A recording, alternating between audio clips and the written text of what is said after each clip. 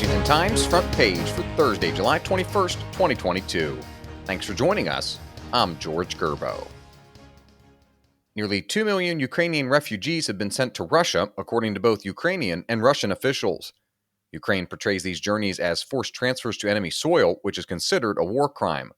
Russia calls them humanitarian evacuations of war victims who already speak Russian and are grateful for a new home.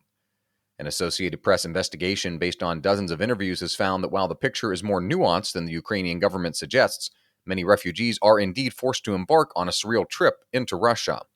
They're subjected along the way to human rights abuses, stripped of documents, and left confused and lost about where they are.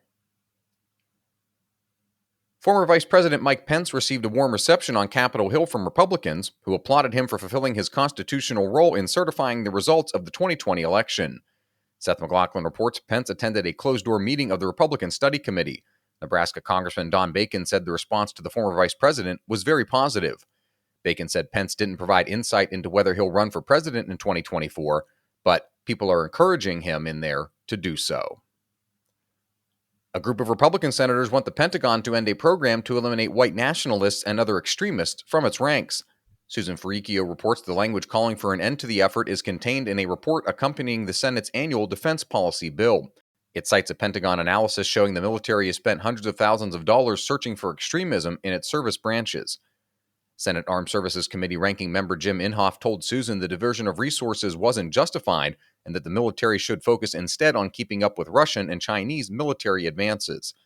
The Pentagon vowed to investigate extremism after it was discovered some of those arrested for participating in the January 6th Capitol riot were either current or former members of the military. You can read all of these stories at WashingtonTimes.com/front page. You can also find the entire lineup of Washington Times news, commentary, and sports podcasts at WashingtonTimes.com/podcasts.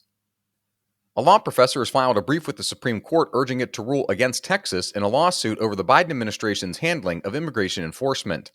Stephen Dinan reports the lawsuit claims Texas Attorney General Ken Paxton has been unethically judge shopping by looking for Republican-appointed judges to handle his cases. Paxton has filed 27 cases against the Biden administration, with 19 of them in Texas. Of those, all but one is being overseen by a judge appointed by a Republican president, according to University of Texas law professor Stephen Vladeck.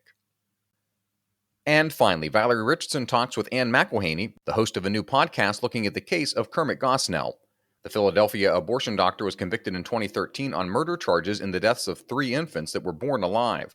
The Gosnell grand jury report found that annual inspections of abortion clinics were halted in 1999 to avoid putting up barriers to women seeking abortions. The case spurred a push for tighter regulations on abortion clinics.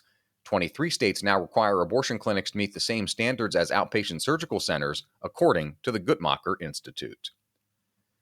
Find all of today's front page stories at WashingtonTimes.com/front page or the Washington Times app, and find us wherever you get your podcasts. Just search Washington Times in any major podcast app. You can also find us on Twitter and Instagram at Wash Times for breaking news, sports, commentary, and more. For the Washington Times, I'm George Gerbo.